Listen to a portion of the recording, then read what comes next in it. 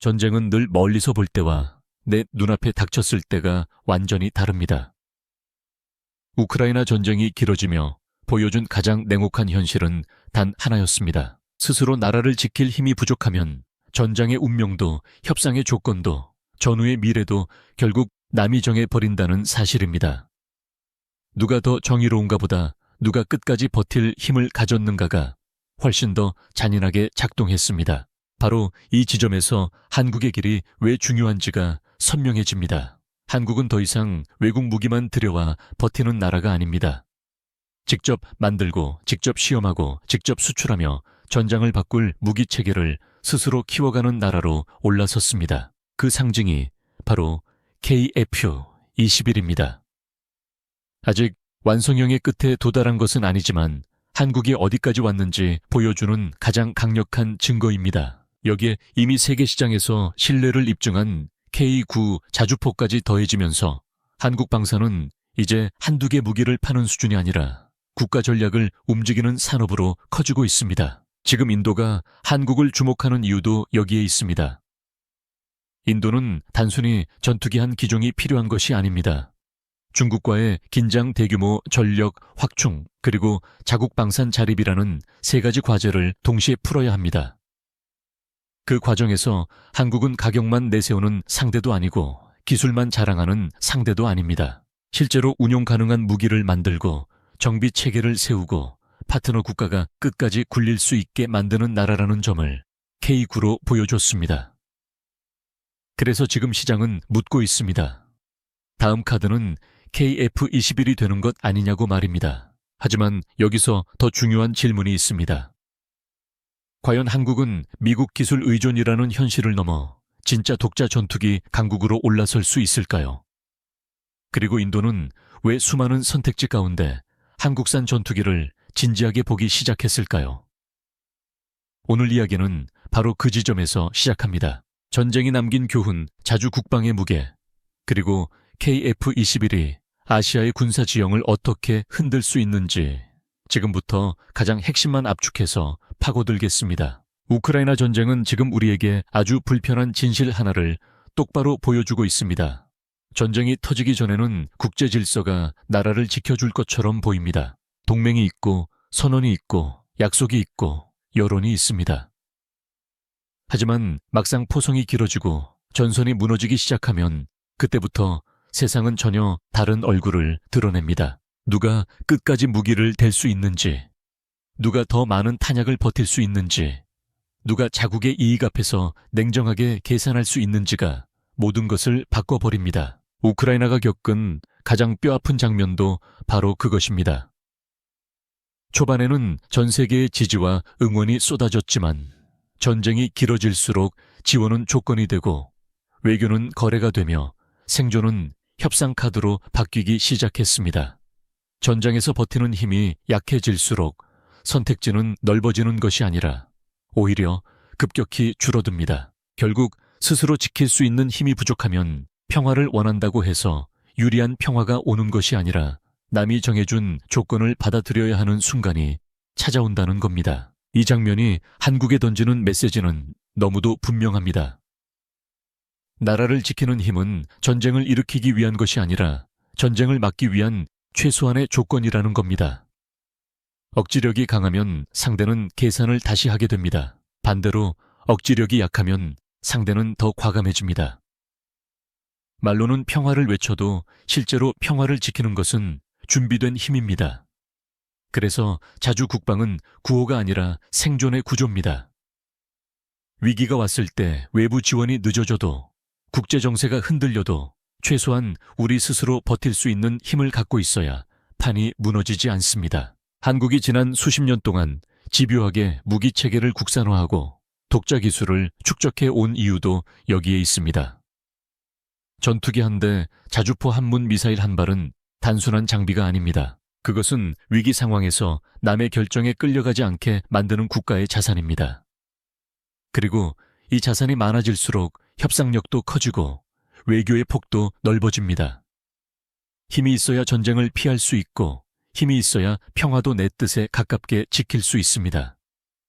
우크라이나 전쟁이 남긴 가장 차가운 교훈은 바로 그것입니다. 전쟁은 준비하지 않은 나라에게, 가장 잔인하고 준비한 나라에게조차 가장 비싸지만 준비하지 않은 대가는 언제나 더 큽니다.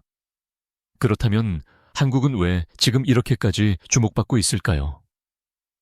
이유는 단순합니다. 한국이 이제는 무기를 사오는 나라를 넘어 무기를 설계하고 시험하고 양산하고 수출하는 나라로 완전히 올라섰기 때문입니다. 이 변화는 하루아침에 만들어진 게 아닙니다. 오랫동안 외국 장비를 운용하며 축적한 정비 경험, 부품 국산화 과정에서 쌓인 생산 능력, 그리고 실패를 감수하면서도 독자 체계를 끝까지 밀어붙인 집념이 오늘의 한국 방산을 만든 겁니다. 그 중심에 있는 상징이 바로 KF-21입니다. KF-21은 단순히 새 전투기 한 기종이 아닙니다. 한국이 더 이상 하늘의 힘을 남에게만 의존하지 않겠다는 선언에 가깝습니다. 처음부터 모든 것을 완전히 독자적으로 만든 전투기라고 말할 수는 없어도 중요한 건 방향입니다. 한국은 전투기 개발에서 가장 어려운 영역으로 들어갔고 실제 비행시험과 무장통합 양산 준비까지 밀어올리며 분명한 결과를 보여주고 있습니다. 이건 말이 아니라 실체입니다. 더 주목해야 할 건 속도입니다. 원래 전투기 개발은 돈만 많다고 되는 사업이 아닙니다.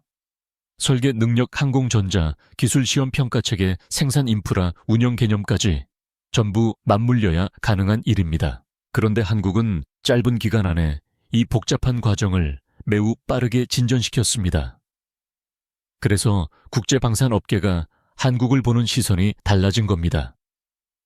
예전에는 가성비 좋은 무기를 만드는 나라라는 인식이 강했다면 이제는 첨단 무기 체계까지 빠르게 끌어올리는 나라라는 평가가 붙기 시작했습니다. 여기에 K9 자주포가 이미 시장에서 보여준 성과는 한국 방산의 신뢰도를 더 끌어올렸습니다.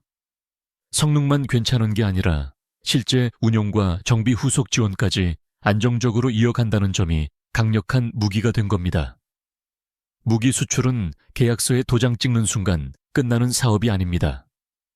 오히려 그때부터가 시작입니다. 장비가 현장에서 제대로 돌아가야 하고 부품이 제때 공급돼야 하며 파트너 국가가 안심하고 장기간 운용할 수 있어야 진짜 성공입니다. 한국은 바로 그 부분에서 점수를 따기 시작했습니다. 결국 지금의 한국 방산은 우연히 떠오른 산업이 아닙니다.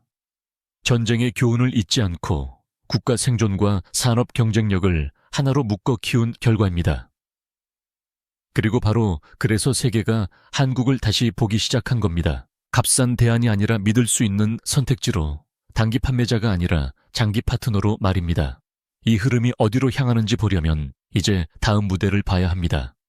바로 인도입니다. 왜 지금 인도가 한국에 점점 더 가까이 다가오고 있는지, 그 이유는 생각보다 훨씬 더 거대합니다. 인도가 지금 한국을 주목하는 이유를 단순히 무기 한두 개 더 사려는 움직임으로 보면 흐름을 놓치게 됩니다. 인도가 정말로 원하는 것은 장비 몇 점이 아니라 장기적으로 자국 방산 구조를 바꿔줄 수 있는 현실적인 파트너입니다.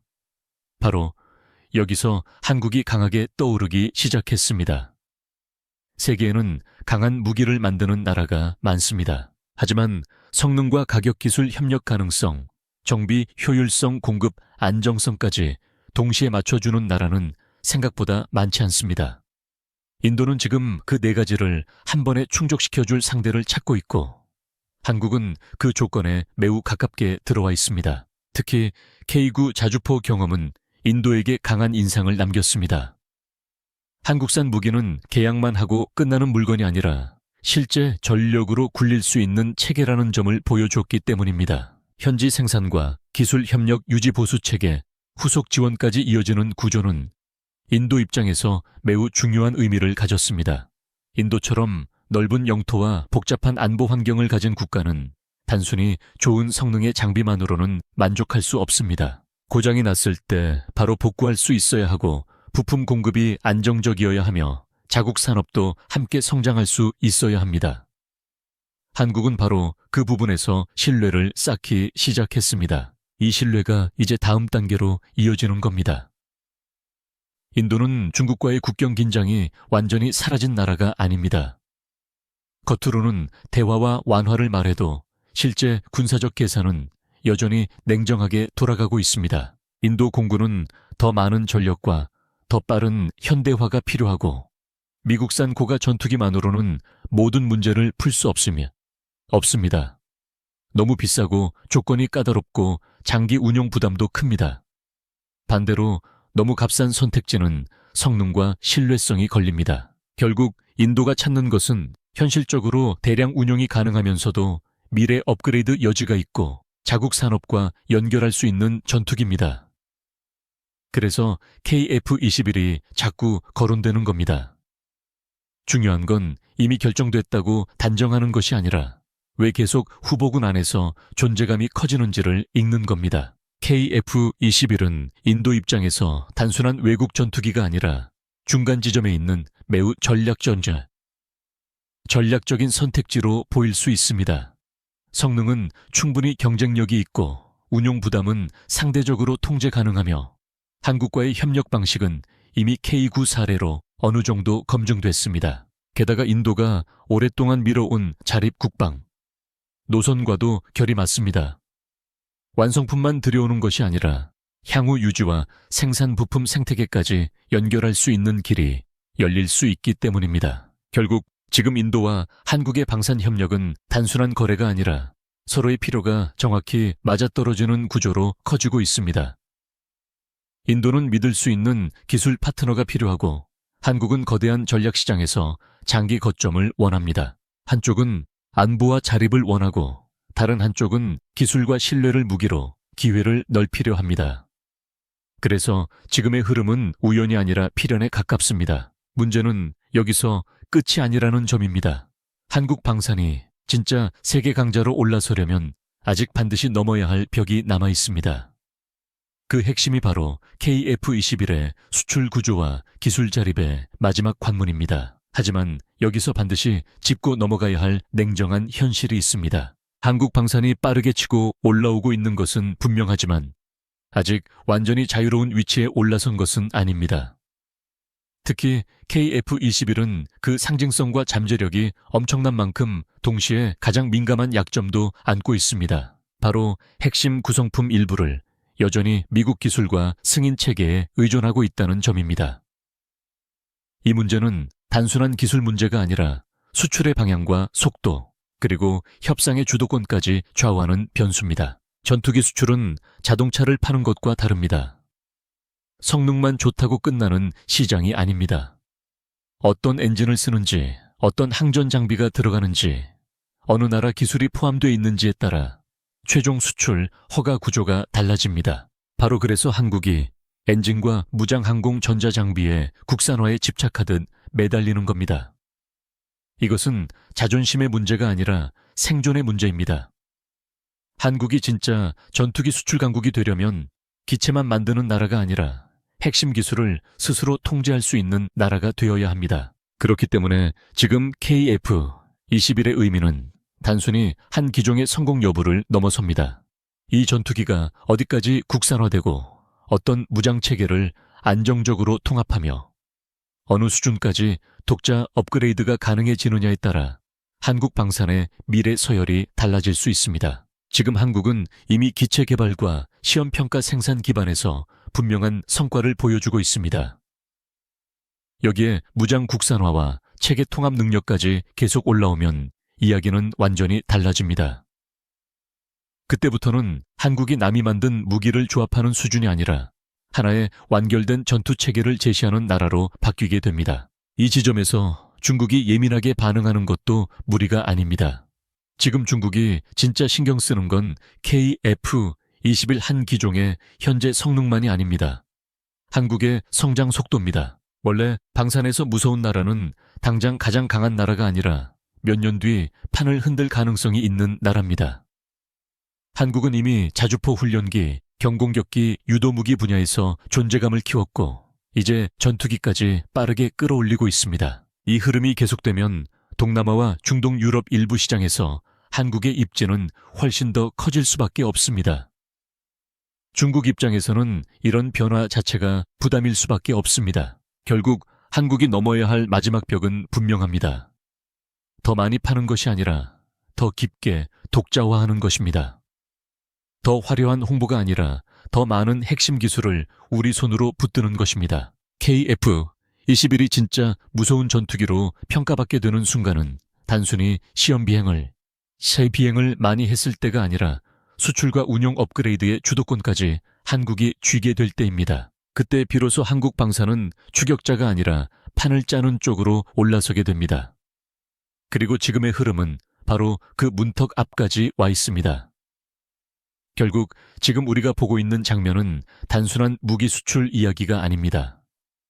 한국이 어떤 나라로 올라서고 있는가를 보여주는 거대한 변화입니다. 우크라이나 전쟁이 남긴 교훈은 너무 분명했습니다. 스스로 지킬 힘이 없는 나라는 전장의 결과뿐 아니라 협상의 조건까지 남에게 끌려갈 수밖에 없습니다. 그래서 자주 국방은 선택이 아니라 국가의 존엄과 생존을 지키는 마지막 안전장치입니다. 그리고 한국은 지금 바로 그 길을 가장 집요하게 밀어붙이고 있습니다. KF-21은 아직 끝난 프로젝트가 아닙니다. 하지만 그래서 더 중요합니다. 완성으로 가는 과정 자체가 한국 방산의 수준을 증명하고 있기 때문입니다. 직접 설계하고, 직접 시험하고, 직접 양산 체계를 끌어올리며 여기에 국산 무장과 체계 통합 능력까지 더해가는 흐름은 결코 가볍게 볼 수 없습니다. K9가 이미 신뢰를 입증했고 KF-21이 그 다음 문을 두드리고 있다면 이제 세계는 한국을 더 이상 보조 공급자가 아니라 판을 흔드는 새 주자로 보기 시작할 겁니다. 인도 역시 이 흐름을 누구보다 냉정하게 보고 있습니다. 지금 인도에 필요한 것은 보여주기용 무기가 아니라 실제 전장에서 오래 굴릴 수 있고 자국 산업과 연결할 수 있으며 전략적으로도 부담이 덜한 현실적인 전력입니다. 그래서 한국이 자꾸 후보로 떠오르는 겁니다. 이미 K9로 신뢰를 쌓았고 KF-21은 미래 선택지로서 계속 존재감을 키우고 있습니다. 이건 우연한 관심이 아니라 안보와 산업 외교 계산이 동시에 맞물린 결과입니다. 물론 앞으로도 넘어야 할 벽은 남아 있습니다. 핵심 기술 자립 수출 승인 구조, 장기적인 업그레이드 능력, 더 넓은 시장에서의 검증까지 어느 하나 쉬운 게 없습니다. 하지만 중요한 건 방향입니다. 한국은 지금 뒤따라가는 나라가 아니라 스스로 길을 만들기 시작한 나라입니다. 그리고 이런 나라는 시간이 갈수록 더 무서워집니다. 지금은 가능성을 말하는 단계일 수 있지만 몇 년 뒤에는 그 가능성이 국제 질서를 움직이는 현실이 될 수도 있습니다. 결론은 분명합니다.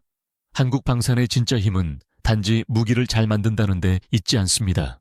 위기의 시대에 국가가 어떻게 살아남아야 하는지, 어떤 준비가 진짜 힘이 되는지 그 답을 가장 현실적으로 보여주고 있다는 데 있습니다. 그래서 KF-21과 K9 그리고 그 뒤에 있는 한국의 기술 축적은 단순한 산업 성과가 아니라 미래 안보 질서를 바꿀 수 있는 전략 자산입니다.